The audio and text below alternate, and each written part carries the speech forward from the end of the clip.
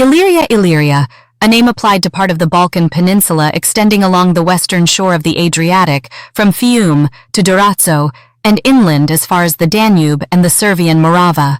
This region comprises the modern provinces or states of Dalmatia, Bosnia and Herzegovina, and Montenegro, with the southern half of Croatia-Slavonia, part of western Servia, the sanjak of Novibazar, and the extreme north of Albania. As the inhabitants of Illyria never attained complete political unity, its landward boundaries were never clearly defined. Indeed, the very name seems originally to have been an ethnological rather than a geographical term. The older Greek historians usually wrote of the Illyrians, Ɩλλυρίοι, while the names Illyris, Ιλυρίς, or less commonly Illyria, Ιλυρία, came subsequently to be used of the indeterminate area inhabited by the Illyrian tribes, i.e., a region extending eastward from the Adriatic between Liburnia on the N and Epirus on the S, and gradually shading off into the territories of kindred peoples towards Thrace. The Latin name Illyricum was not, unless at a very early period, synonymous with Illyria. It also may originally have signified the land inhabited by the Illyrians, but it became a political expression and was applied to various divisions of the Roman Empire, the boundaries of which were frequently changed and often included an area far larger than Illyria properly so called. Vienna and Athens at different times formed part of Illyricum, but no geographer would ever have included these cities in Illyria. Ethnology little can be learned from written sources of the origin and character of the Illyrians.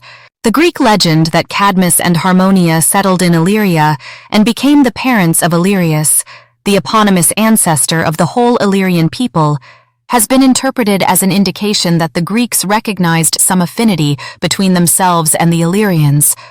But this inference is based on insufficient data. Herodotus and other Greek historians represent the Illyrians as a barbarous people who resembled the ruder tribes of Thrace.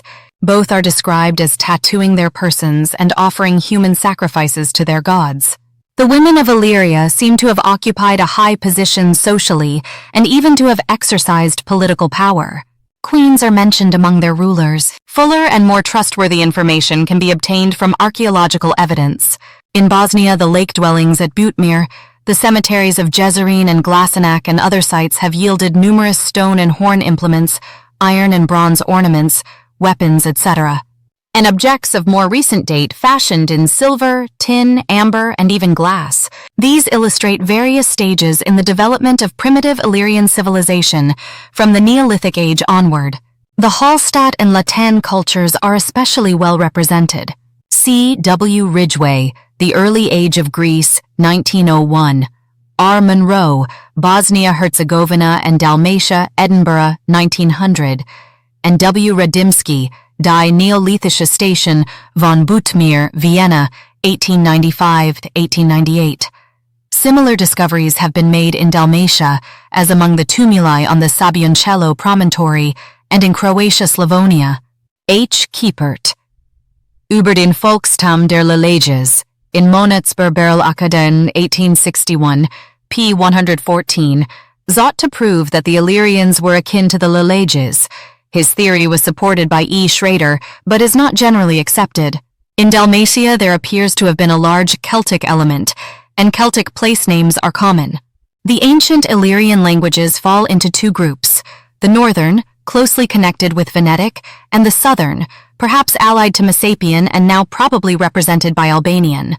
History Greek colonization on the Illyrian seaboard probably began late in the 7th century BC, or early in the 6th century.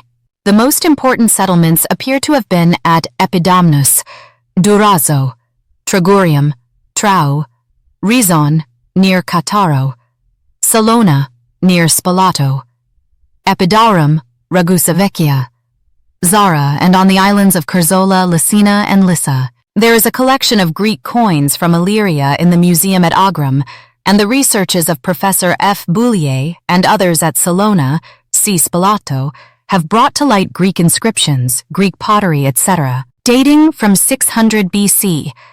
But Greek influence seems never to have penetrated far into the interior, and even on the coast it was rapidly superseded by Latin civilization after the 3rd century BC. Until then, the Illyrian tribes appear to have lived in a state of intermittent warfare with their neighbors and one another. They are said by Herodotus in 943 to have attacked the Temple of Delphi. Brasidas, with his small army of Spartans, was assaulted by them on his march, 424 BC, across Thessaly and Macedonia to attack the Athenian colonies in Thrace. The earlier history of the Macedonian kings is one constant struggle against the Illyrian tribes. The migrations of the Celts at the beginning of the 4th century disturbed the country between the Danube and the Adriatic. The Scordisci and other Celtic tribes settled there and forced the Illyrians towards the south. The necessities of defense seem to have united the Illyrians under a chief Bardilis, about 383 BC, and his son Clitus. Bardilis nearly succeeded in destroying the rising kingdom of Macedonia. King Amyntas II was defeated, and a few years later Perdiccas was defeated and slain, 359. But the great Philip crushed the Illyrians completely and annexed part of their country. During the next century we hear of them as pirates. Issuing from the secluded harbors of the coast, they ravaged the shores of Italy and Greece and preyed on the commerce of the Adriatic. The Greeks applied to Rome for help.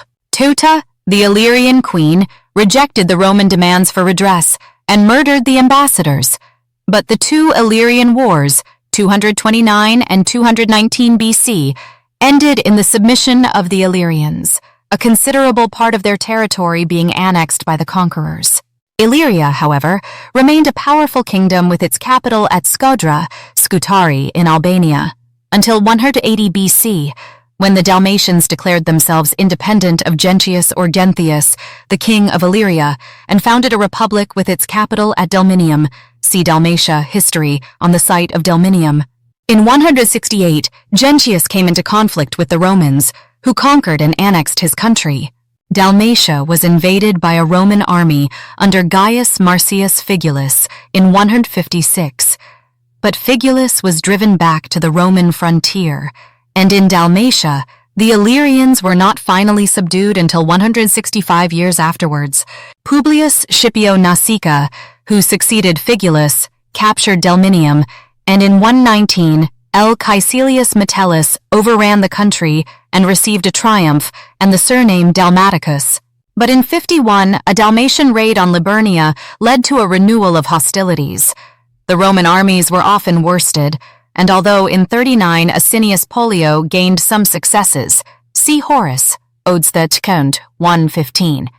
These appear to have been exaggerated, and it was not until Octavian took the field in person that the Dalmatians submitted in 33. For an account of the war, see Appian Illyrica 24-28, Dio Cassius Exinix 38, Livy Ep.131, 132. They again revolted in 16 and 11, and in AD 6-9 joined the rebel Pannonians. Suetonius, Tiberius 16, declares that they were the most formidable enemies with whom the Romans had had to contend since the Punic Wars.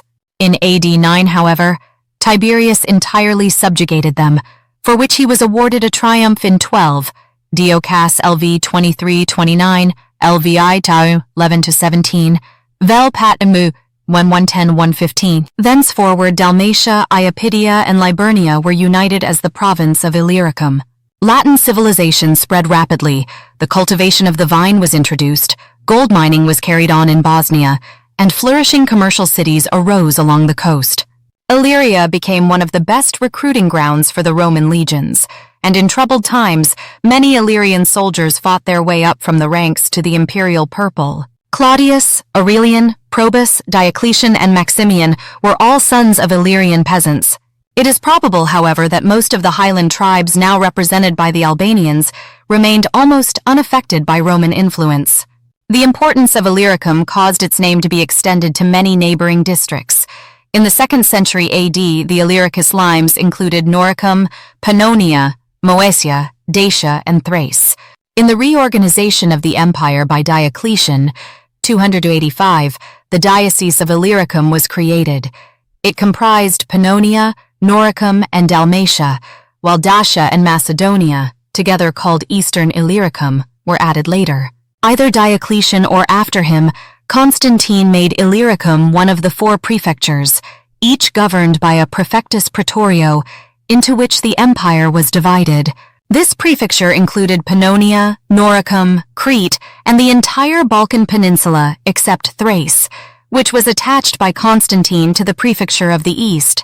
From the partition of the empire in 285 until 379, Illyricum was included in the Western Empire, but thenceforward Eastern Illyricum was annexed to the Eastern Empire. Its frontier was almost identical with the line of demarcation between Latin-speaking and Greek-speaking peoples, and roughly corresponded to the boundary which now severs Latin from Greek Christianity in the Balkan Peninsula. The whole peninsula except Thrace was still known as Illyricum, but was subdivided into Illyris Barbara or Romana and Illyris Graeca, Eastern Illyricum with Greece and Crete.